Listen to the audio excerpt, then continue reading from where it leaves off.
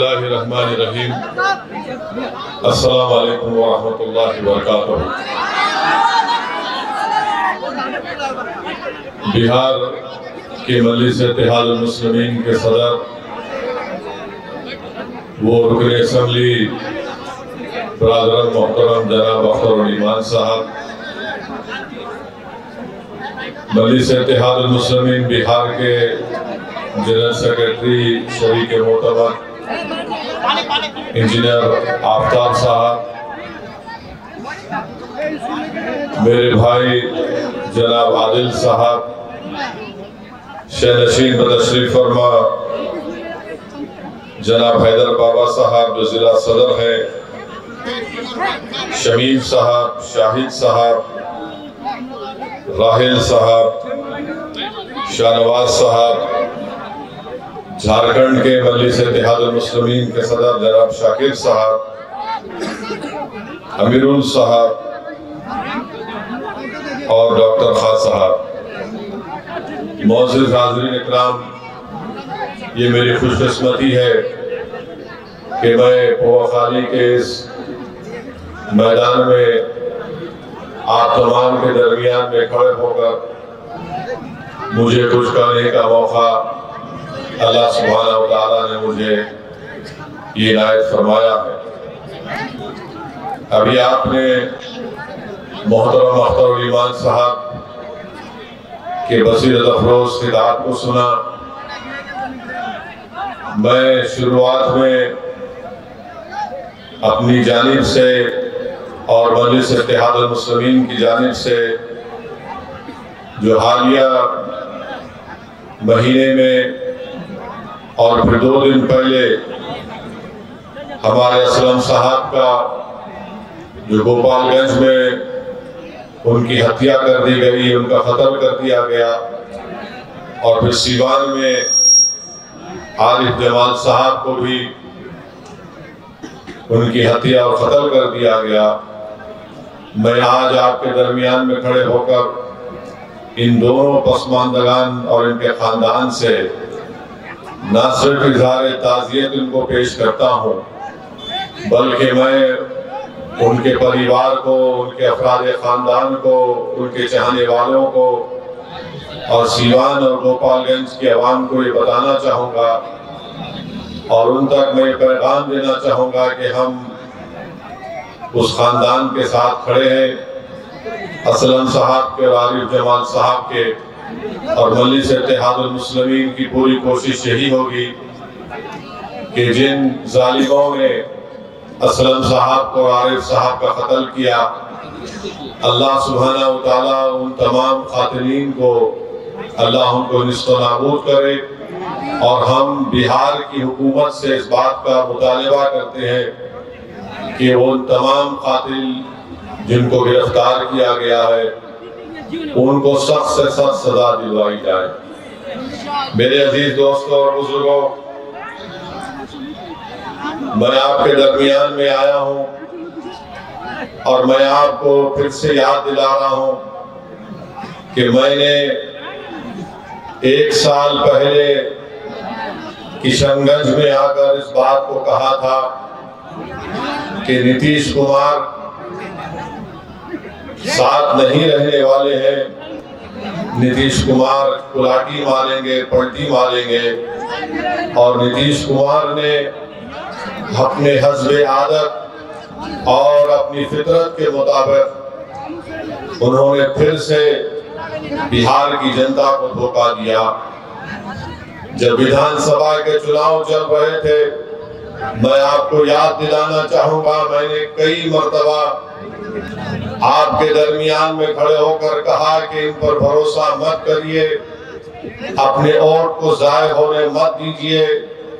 मगर मजलिस के मुखालिफिन हम पर इल्जाम लगाते गए कि असदुद्दीन अवैसी बी टीम है, असदुद्दीन अवैसी वोट काटने के लिए आया है।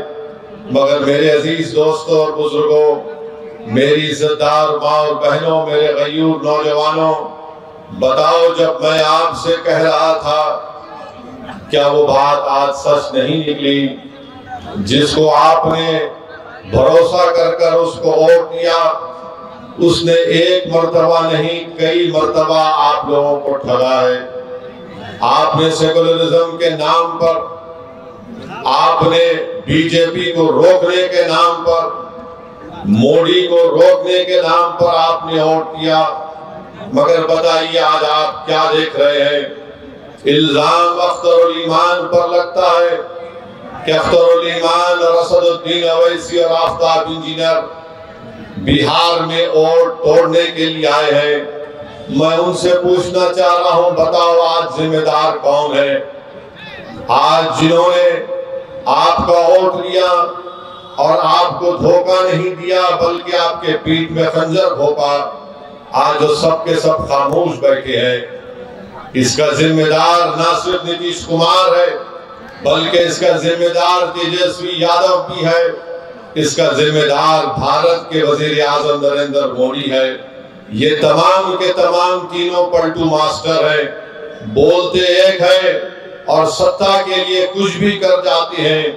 अगर हम चुनाव लड़ते हैं तो हम पर इल्जाम लगा दिया जाता है, मगर आज बिहार में बीजेपी अगर सत्ता में है तो इसका जिम्मेदार न सिर्फ नीतीश कुमार है बल्कि इसका जिम्मेदार तेजस्वी यादव भी है कि आपने आज बिहार की जनता पर बीजेपी को मुसल्लत करके रख दिया।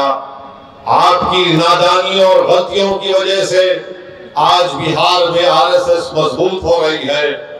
हम चुनाव लड़ते हैं तो हम पर उंगलियां उठाई जाती हैं, इल्जामात लगाए जाते हैं, मगर बताओ आज बिहार में अगर बीजेपी की सरकार बनती है तो इसका जिम्मेदार क्या अख्तरुल ईमान असदुद्दीन अवैसी है। हमारे 4 विधायक को इन्होंने तोड़ लिया। आपने मजलिस के उम्मीदवार को आपने अपने वोट और दुआओं से कामयाब किया। मजलिस के 4 विधायक को तोड़ा, ये बोलकर तोड़ा कि हम बीजेपी को रोकेंगे। बताओ तुमने क्या बीजेपी को रोका? तुम सिर्फ अपनी अना की तस्कीन के लिए तुमने मजलिस के 4 विधायक को तोड़ा। तुम नफरत करते हो कि सीमांचल की सरजमीन से गरीब और मजलूमों की एक सियासी लीडरशिप जो बढ़ रही थी, तो तुम ये नहीं चाहते थे कि सीमांचल की जनता से इंसाफ हो। तुम ये जानते थे कि मजलिस ने यहाँ पर सीमांचल की आवाम में एक सियासी इंकलाब को बर्पा कर दिया। तुम ये नहीं बर्दाश्त कर सकते थे कि सीमांचल की जनता से इंसाफ होगा, उनको उनका हक मिलेगा। तो झूठ बोलकर हमारे 4 विधायक को नीतीश कुमार ने और तेजस्वी ने तोड़ा। अब बताओ वो 4 विधायक की क्या अहमियत है वहां पर? ना तो वो मुंह खोल सकते हैं, ना तो वो बगैर इजाजत के बैठ सकते हैं, ना तो वो बगैर कुछ सोचे समझे, इनके पास कुछ है ही नहीं। मगर मजलिस ने जो सीमांचल की सरजमीन पर जो एक सियासी इंकलाब को बर्पा किया, तो ये बात ना मोदी को पसंद आई, ये बात ना तेजस्वी को पसंद आई, ना ये बात नीतीश कुमार को पसंद आई। वो हरगिज नहीं चाहते कि सीमांचल से आपकी एक सियासी क़ियादत उभरे। वो हरगिज ये नहीं चाहेंगे कि बिहार में आपकी सियासी क़ियादत उभरे। बिहार में ये पैगाम दे दिया गया, बिहार में, भाई साहब रुकिए, बिहार में सिर्फ यही चाहते हैं कि यादवों का नेता हो, कोई गुनाह नहीं है।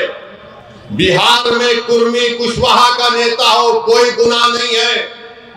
बिहार में भूमिहार का नेता हो, कोई गुनाह नहीं है। बिहार में अपर कास्ट का नेता हो, कोई गुनाह नहीं है। गुनाह उस वक्त हो जाता है जब गरीब और मजलूम मुसलमान खड़ा हो जाता है। तो चाहे मोदी हो, तेजस्वी हो, नीतीश कुमार हो, वो इस बात पर मुत्तफिक है कि सीमांचल से इंसाफ नहीं करेंगे और कभी भी आपकी सियासी लीडरशिप को भरने दिया जाएगा। इसीलिए धोखा देकर, आपकी पीठ में खंजर मारकर, आपके वोटों से मुंतखब शुदा, आपकी दुआओं से मुंतखब शुदा 4 विधायक को उन्होंने खरीद लिया। अब बताइए कौन जिम्मेदार है अगर आज बिहार में बीजेपी की सरकार है? तेजस्वी से पूछेंगे तो तेजस्वी बोलेंगे चाचा हमको छोड़कर चले गए, नीतीश कुमार से पूछेंगे तो अल्फाज चाप चाप कर बोलेंगे, हम मर भी गए तो नहीं जाएंगे, अब कह रहे हैं कि हम यहीं रहेंगे। यानी नीतीश कुमार, अगर गिरगुट और नीतीश कुमार को सामने रखा जाए तो गिरगुट कहेगा कि मुझे इससे शर्म आती है। इतना रंग बदलते हैं नीतीश कुमार। सुबह में जो बोलेंगे शाम तक चाचा पलट जाएंगे। अरे जब तुम सत्ता में तेजस्वी चाचा के साथ आ गए तो बड़ा हाथ पकड़ कर चल रहे थे, गले मिल मिल कर बोल रहे थे कि हम ये कर देंगे, बताओ फिर क्या हुआ? क्या सीमांचल की जनता से इंसाफ हुआ? क्या सीमांचल में यहाँ पर आप ही के इस विधानसभा में यहाँ पर 2 अनुमंडल की जरूरत थी, क्या एक अनुमंडल खुला? 10वीं जमात के इम्तिहानात चल रहे, हमारे बच्चों को तकलीफ होती है, यहाँ की जनता को तकलीफ होती है, मगर सिर्फ खेल सत्ता का है और सिर्फ कोशिश यही होगी कि कहीं से भी किधर से भी सीमांचल की जनता से इंसाफ ना हो। मैं पहले भी आपसे कहा और आज फिर कह रहा हूं मेरे भाई, जब तक अल्लाह असदुद्दीन ओवैसी को जिंदा रखेगा मैं सीमांचल की लड़ाई लड़ता था, लड़ रहा हूं और इंशाअल्लाह ताला लड़ता रहूंगा। सीमांचल की आवाज कभी खत्म होने वाली नहीं है। अगर तेजस्वी और नीतीश ये समझते हैं कि हमारे 4 विधायकों को तोड़कर तुमने सीमांचल की आवाज को खत्म करके रख दिया, मैं बताना चाह रहा हूं नरेंद्र मोदी को, नीतीश कुमार को, तेजस्वी को, सीमांचल की आवाज कभी खत्म होने वाली नहीं है। तुम तीनों इस बात को सुन लो, जब 2024 के लोकसभा के इलेक्शन होंगे तो इंशाअल्लाह ताला भारत की सबसे बड़ी पंचायत लोकसभा में सीमांचल की जनता अपने इंसाफ के लिए, अपने मान और सम्मान के लिए, अपनी गीरत के लिए सीमांचल की जनता इंशाअल्लाह ताला अख्तर ईमान को यहां से अपना एमपी बनाकर लोकसभा में भेजाएगी और अख्तर ईमान सीमांचल जिंदाबाद का नारा लगाएगा, लोकसभा में सीमांचल के इंसाफ की बात करेगा। अरे बताओ तुम कब तक धोखा दोगे सीमांचल की आवाम को? तुमने क्या किया? बोलते हैं कि हमने विकास किया, बताओ वो उर्दू टीचर का मसला 2012 से चल रहा है, तुमने कौन सा विकास किया हमको बताओ। तुमने क्या उर्दू टीचर को भर्ती किया? नहीं किया आपने। मेरे भाई आज आप देखते हैं कि देश में, मुल्क में किस तरह का माहौल है, फिरका परस्ती अपने रूज पर है। नरेंद्र मोदी ने भारत की राजनीति से मुस्लिम अक़लियत को बिल्कुल ही दूर करके रख दिया। आपकी आवाज कहां है बताओ? आपकी आवाज कहां पे आपको नजर आती है? ये आपने जिसको अपना एमपी बनाकर कामयाब किया, क्या आपने कभी इसकी जबान से सुना भारत की पार्लियामेंट में सीमांचल की आवाम से इंसाफ होगा?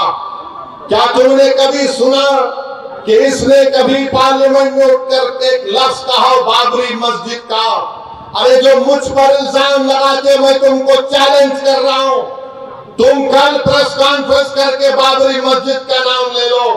तुम कल प्रेस कॉन्फ्रेंस करके कह दो कि 6 दिसंबर 1992 को भारत के संविधान की धज्जियां उड़ाई गई थी। नहीं बोलेंगे। क्यों नहीं बोलेंगे? बोलेंगे हम कैसे बोलेंगे?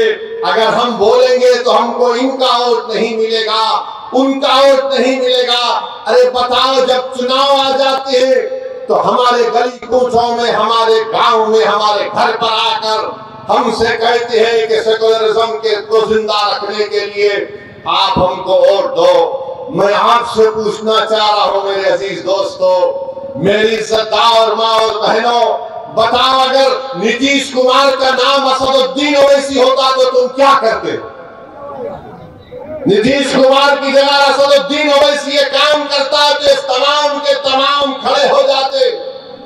ये तमाम के तमाम ये कहते कि अगर ये मर जाए तो कब्रिस्तान में इसको जगह मत दो, मगर उसका नाम नीतीश कुमार है तो तुम अपनी ज़बानें बंद कर बैठते हो। मैं चुनाव लड़ता हूं, तेजस्वी मिलकर हुकूमत बनाते हैं और फिर बीजेपी को बिहार में मुसल्लत करते हैं क्योंकि उनका नाम तेजस्वी है। तुम उसको कुछ नहीं बोलोगे। अरे मेरे भाई, यही तो हम आपको बताना चाहते हैं, यही इनकी नाइंसाफी है, यही इनका आपसे कोई मोहब्बत नहीं, ये नफरत करते हैं आपसे। इसीलिए हम आपसे अदबन गुजारिश करने आए हैं कि आप इस बार आने वाले लोकसभा के चुनाव में अपने वोट का सही इस्तेमाल करिए, अपनी लीडरशिप को बनाइए। बीजेपी के पास 306 एमपी है, एक भी मुस्लिम अक़लियत का एमपी नहीं है। राजद के का कोई एमपी नहीं है। कांग्रेस में है कितने, एक ही है उनके खाली 50। मगर बताओ फिर आपकी आवाज कौन उठाएगा? कौन आपके हक के लिए लड़ेगा? कौन तुम्हारी मस्जिदों की हिफाजत की आवाज उठाएगा? कौन तुम्हारी शरीयत की मदाखलत के अगर होगी तो उसके खिलाफ खड़ा हो जाएगा? कौन अगर किसी बिल्किस बानो को अगर नाइंसाफी होगी तो कौन उसकी आवाज उठाएगा? कौन सीमांचल की लड़ाई लड़ेगा? याद रखो, सीमांचल की ये लड़ाई अख्तरुल ईमान से हटकर कोई नहीं लड़ सकता। मैं जिम्मेदारी के साथ आपसे कह रहा हूं, अगर आप मुत्तहिदा तौर पर अपने वोट का इस्तेमाल करेंगे तो इंशाअल्लाह ताला यकीनन किशनगंज से मजलिस इत्तेहादुल मुस्लिमीन का उम्मीदवार आपके दुआ और वोटों से यहां से मेंबर ऑफ पार्लियामेंट बनकर इंशाअल्लाह ताला जाएगा। बीजेपी अब खुलकर कह रही है, देश के प्रधानमंत्री तो अब तो बड़े पुजारी भी बन चुके हैं, वो माशाअल्लाह से हर चीज वो कर लेते हैं। माने कहां कहां आप देखते हैं, अब वो कह रहे हैं कि 370 सीट पर जीतेंगे। मेरे भाई, क्या ये नाम निहाद सेकुलर पार्टियां रोक पाएंगी बीजेपी को? क्या ये रोक पाए 2014 में? मैं जब सवाल करता हूं 2014 में हमने कितने पार्लियामेंट की सीट लड़े? 2 लड़े। 2019 में हम 3 लड़े। भारत की पार्लियामेंट में 540 लोकसभा की सीटें हैं, मगर हर एक की जबान पर क्या होता? ओवैसी है, ओवैसी खड़ा हो गया। इनको मेरे इलेक्शन लड़ने से ज्यादा इस बात का इनको डर है कि ये आज खड़ा हो रहा है तो कल ये हजारों लाखों को हमारे खिलाफ खड़ा कर देगा। इसीलिए इनको डर होता है। ये नहीं चाहते कि कोई इनके सामने खड़ा हो। वो सब के सब यही चाहते हैं कि तुम सिर्फ दरी बिछाओ, तुम इनके घर में जाओ तो अपनी चप्पल और जूता उतार कर सर को झुकाकर नीचे बैठ जाओ। मैं तुमसे कह रहा हूं मेरे भाई, भारत का संविधान सबको बराबरी का हक दिया है। हम ना किसी के सामने झुकेंगे, ना किसी से भीख मांगेंगे। संविधान ने जो कहा है कि बराबरी मिलनी चाहिए, इंसाफ होना चाहिए, यही लड़ाई मजलिस इत्तेहादुल मुस्लिमीन लड़ रही है। तो ना ये बात मोदी को पसंद आती है, ना ये बात तेजस्वी यादव को पसंद आती है। और नीतीश कुमार तो माशाल्लाह मैं सुनता हूं, नहीं मालूम अख्तर भाई सही बोलेंगे, अभी अब शाम के 5 बज रहे हैं तो नीतीश कुमार बोलते नहीं सुबह के 5 बज रहे हैं। नहीं मालूम, ऐसा कुछ सुनने में आया, नहीं मालूम, ऐसा कुछ सुनने में आता है। सच क्या है झूठ क्या है मुझे नहीं मालूम, मगर मेरे भाई, मेरे बुजुर्गों, मेरी इज्जतदार माँ और बहनों, देश में जो माहौल पैदा किया जा रहा है, इस माहौल को रोकना है आपको। इस माहौल को आप सिर्फ जज्बाती तकारीर और नारों से नहीं रोकेंगे। इस माहौल को अगर आपको रोकना है तो आपको अपनी लीडरशिप को मजबूत करना पड़ेगा। ये जो नफरत का माहौल पूरे देश में पैदा कर दिया गया कि अगर कोई तकरीर करता है मौलाना, कोई शेर पढ़ता है मौलाना, तो उठाकर उसको जेल में डाल दिया जाता है। मैं पूछना चाहता हूं गुजरात की सरकार से कि तुमने एक मौलाना को पकड़कर मुंबई से पकड़कर गुजरात लेकर गए, मगर वही गुजरात में कई ऐसे वीडियो हैं जहां पर ये जालिम लोग वीडियो में आकर कहते हैं कि मसदुद्दीन ओवैसी को गोली मार देंगे, इसकी जबान को काट लेंगे, इसकी सर को काट देंगे, मगर उनको कोई हाथ नहीं लगाया जाता। मगर कोई एक शेर पढ़ देता है तो उस अशार के गलत माने निकाल कर मुंबई से मौलाना को लेकर चले जाते हैं। 3-3 मुकदमे उन पर बुक कर दिए जाते हैं। मगर हम बीजेपी के लोगों से कहना चाह रहे हैं, तुम क्या कर सकते? तुम सिर्फ जानी को ले सकते हो ना, तुम जानी को ले सकते हो और क्या कर सकते हो? अगर मेरे मुकद्दर में जो लिखा अल्लाह ने लिख दिया वो तो पूरा होकर रहेगा। मगर जब तक हम जिंदा रहेंगे हम बातिल को बातिल कहेंगे, हम बातिल से समझौता नहीं करेंगे, हम बातिल को खुश करने के लिए अपनी पॉलिसी को लचकदार नहीं बनाएंगे। हमारा काम यह है मेरे अजीज दोस्तों और बुजुर्गों कि हम हक को कामयाब करें और हक की कामयाबी का राज आपका इत्तेहाद है। याद रखिए, कब तक आप सेकुलरिज्म के नाम पर ठगे जाएंगे? कब तक आप सेकुलरिज्म के नाम पर इनको वोट देंगे और वो बीजेपी को बिहार में सत्ता देंगे? मैंने 2015 में भी कहा था तुमसे, मगर तुमने मेरी बात पे यकीन नहीं किया। मैंने 2019-20 में भी कहा था, मगर आपने मेरी बात को नहीं समझा। कम से कम अब तो समझ जाओ। याद रखो, तुम अपने मुकद्दर के फैसले कर सकते हो। तुम में इतनी ताकत है कि मुस्तकबिल में तुम्हारे हक में जो फैसले लिए जाएंगे तुम खुद उसको कर सकोगे। अगर आज आप मुत्तहिद होकर अपने वोट का इस्तेमाल नहीं करेंगे तो नुकसान आपका होगा, नुकसान सीमांचल की गरीब जनता का होगा। ये आवाज को उठना चाहिए मेरे अजीज दोस्तों और बुजुर्गों। आप देखते हैं कि भारत की पार्लियामेंट में हर मसले के ऊपर मजलिस इत्तेहादुल मुस्लिमीन के अरकान पार्लिमान अपनी आवाज को उठाते हैं। किशनगंज में अलीगढ़ मुस्लिम यूनिवर्सिटी का मसला मजलिस के एमपी उठाते हैं। मसाजिद का मसला 500-600 साल की महरौली की मस्जिद को शहीद कर दिया गया। क्या आपके किशनगंज के कांग्रेस के एमपी ने मुंह खोला? नहीं बोल सके। किसने बोला? मजलिस इत्तेहादुल मुस्लिमीन ने उसकी आवाज उठाई।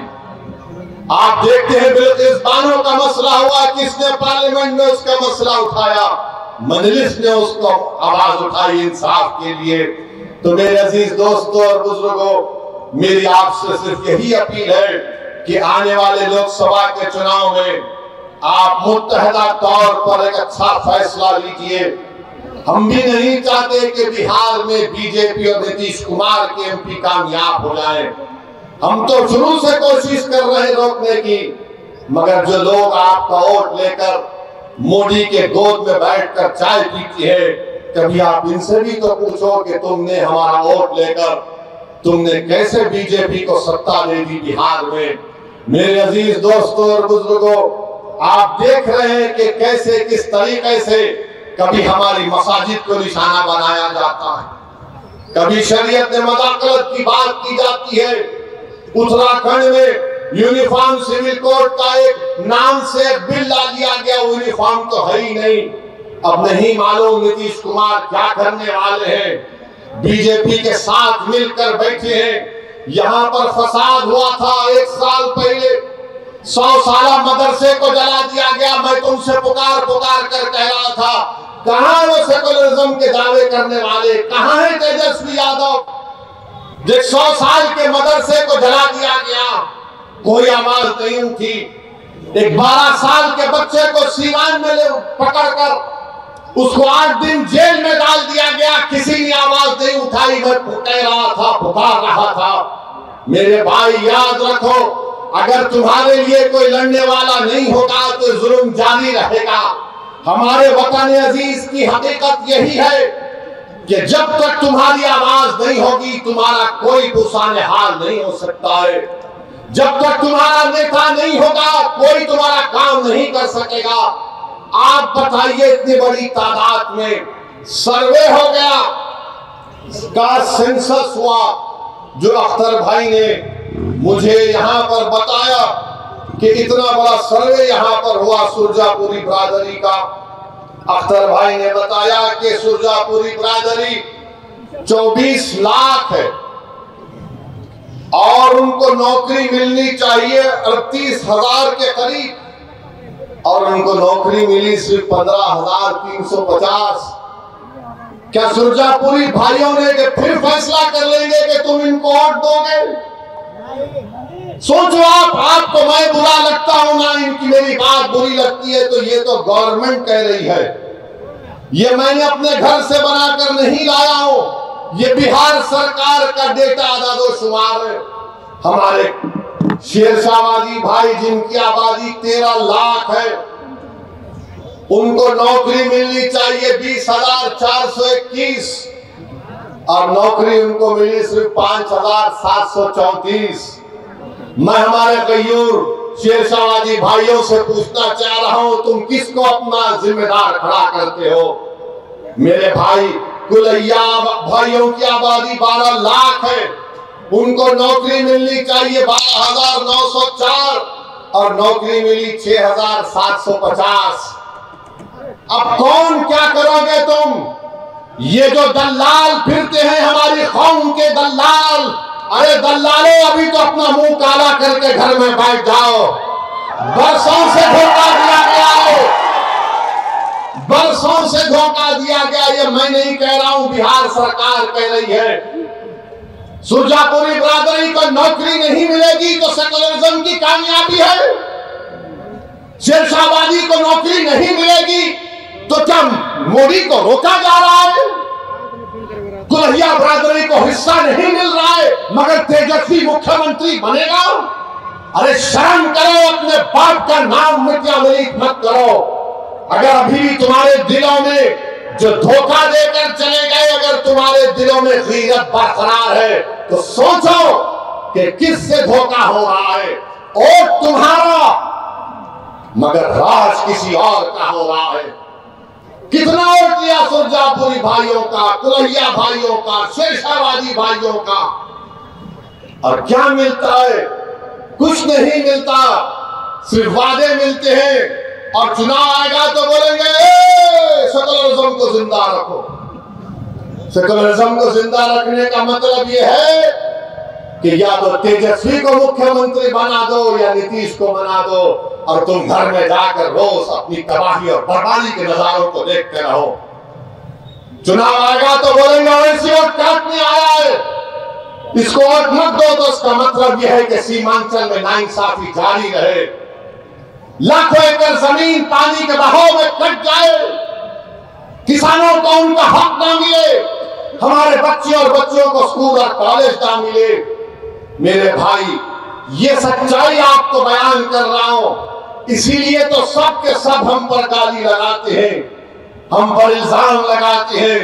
मैं सच्चाई को तुम्हारे सामने बयान कर रहा हूं। मैं पोखाली की जनता से और बहादुरगंज की जनता से अपील करने आया हूं, ठाकुरगंज की जनता से अपील करने आया हूं कि आप अख्तर अली ईमान को मजबूत करिए। जब मैं ये कह रहा हूं सुनिए, मैं ये नहीं कह रहा हूं कि अख्तर अली ईमान की जात को मजबूत करो, मैं तुमसे नहीं कह रहा हूं कि ओवैसी को मजबूत करो, मैं ये कह रहा हूं कि अपने आप को मजबूत करो। और मजबूती कैसे होगी? जब आप अपने वोट का सही इस्तेमाल करेंगे। आप देख नहीं रहे कि कितने बड़े बड़े नेता कांग्रेस के बीजेपी में चले गए। महाराष्ट्र का मुख्यमंत्री रहा अशोक राव बीजेपी में चला गया। बोलो उसके बारे में, बीटी नहीं बोलते उसको। कितने भाग भाग कर बीजेपी में जा रहे हैं, उनको कोई कुछ नहीं बोलेगा। मगर जब ओवैसी आकर सीमांचल जिंदाबाद, सीमांचल इंसाफ की बात करता है तो इनके पेट में दर्द शुरू हो जाता है। जब अख्तर अली ईमान बिहार की विधानसभा में गरीब और मजलूमों की आवाज बनकर उनके हक की बात करता है तो उनको पेट में दर्द शुरू हो जाता है। तेजस्वी यादव को जरा सोचना चाहिए था कि जब तुमको मजलिस की जरूरत पड़ी तो अख्तर अली ईमान को बुलाया और बोला कि अख्तर भाई हमारा साथ दे दो, तेजस्वी, तुमने जो 4 गुलाब जामुन समझकर हमारे विधायक को खा लिया, वो हजम कर गए तुम उनको? क्या किया तुमने उन 4 का? कहां मुंह दिखाने के काबिल नहीं रहे वो लोग? आज अख्तर अली खान से कह रहे, अरे हमने पहले दिन से कहा था कि हम बीजेपी से कभी समझौता नहीं करने वाले, हम कभी समझौता नहीं किए, ना करेंगे कभी इंशाअल्लाह ताला। 2 मरतबा नीतीश कुमार को तुमने मुख्यमंत्री बनाया और 2 मरतबा नीतीश कुमार ने बिहार की जनता को धोखा दिया और बीजेपी को सत्ता दी। मगर बताओ, इनकी जबानें बंद है, जबानें बंद है, कुछ नहीं कहते। मगर मेरे अजीज दोस्तों और बुजुर्गों, हम आपसे सिर्फ यही अपील करने आए हैं कि आने वाले लोकसभा के चुनाव में नरेंद्र मोदी के 370 का वो दावा कर रहे हैं, उसको रोकने के लिए, सेकुलरिज्म को हकीकी कामयाबी दिलाने के लिए, सीमांचल में इंसाफ की लड़ाई लड़ने के लिए, बिहार के गरीब और मुस्लिमों के ताकतवर आवाज को पार्लियामेंट में पहुंचाने के लिए, वतन अजीज के गरीब और मजलूम अक़लियतों की आवाज को बिहार से पार्लियामेंट तक भिजाने के लिए हम आपसे ये अपील करने आए हैं, गुजारिश करने आए हैं कि आप अब की बार मजलिस को वोट दीजिए। जो लोग सेकुलरिज्म की बात करते हैं वो सिर्फ तुम्हारा वोट लेना चाहते हैं और उसके बाद वो बीजेपी को इख्तियार देना चाहते हैं। तो हम आपसे अपील कर रहे हैं कि आने वाले लोकसभा के चुनाव में आप मुत्तहिदा तौर पर अपने वोट का इस्तेमाल करते हुए अपनी आवाज को लोकसभा तक भिजाइए ताकि आपके इत्तेहाद। तेजस्वी ने यही कहा था सर कि डेवलपमेंट का। हाँ, ये जो तेजस्वी यादव है यहीं पर कहा था सीमांचल डेवलपमेंट बोर्ड बनाएंगे, कहा था ना, यही कहा था। हमारी बात का यकीन कर लो, सीमांचल डेवलपमेंट बोर्ड कहां गया? हजम कर गए तुम उसको भी। जब वोट लेना होता है तो सब खड़े होकर झूठी बातें करते हैं। और क्या कहा था तेजस्वी ने कि हैदराबाद से ओवैसी आया, इसको बिरयानी खिलाकर भिजा दो। अरे तेजस्वी, तुमको कभी खाने की जरूरत पड़ गई तो हम अपने घर से भिजाने को तैयार हैं। बताओ, मगर तुमने सीमांचल की जनता का खाना छीन लिया, तुमने सीमांचल के गरीबों से इंसाफ नहीं किया। तुम तो डिप्टी चीफ मिनिस्टर बन गए, चाचा को मुख्यमंत्री बना दिए और खूब तुमने गुलाब जामुन खाए, खूब मलाई खाई, मगर सीमांचल की जनता परेशान है। तो इसलिए हम आपसे अपील कर रहे हैं कि आप आने वाले चुनाव में मुत्तहिदा तौर पर मजलिस का साथ दीजिए। हम पिछले बार भी एक ही सीट पर लड़े थे, दूसरी सीट पर नहीं लड़े, तो कई सीटों पर बीजेपी जीत गई। मगर अब की बार इंशाअल्लाह ताला किशनगंज भी लड़ेंगे और भी कई पार्लियामेंट की सीट पर इंशाअल्लाह ताला हम सोच और विचार कर रहे हैं, क्योंकि हम जान चुके हैं कि तुम बीजेपी को नहीं रोक सकते। मोदी को अगर कोई रोक सकता है तो इंसाफ पसंद लोग रोक सकते हैं। ये मिलावटी, ये लोग नहीं रोक पाएंगे। ये कभी भी किसी भी कीमत पर आपका सौदा कर जाएंगे। तो हम आपसे अपील कर रहे हैं कि अपने मुत्तहिद रहिए, मजलिस को मजबूत रखिए, क्योंकि मगरिब का वक्त भी होने जा रहा है। हम आपसे इजाजत चाहते हैं और फिर से आपसे कह रहे हैं कि यकीन जान लीजिए कि जब तक अल्लाह सदुद्दीन ओवैसी को जिंदा रखेगा हम सीमांचल की इंसाफ की लड़ाई लड़ते रहेंगे। तो हमारे साथ नारा लगाइए, सीमांचल जिंदाबाद, सीमांचल जिंदाबाद, जिंदाबाद जिंदाबाद, सीमांचल जिंदाबाद।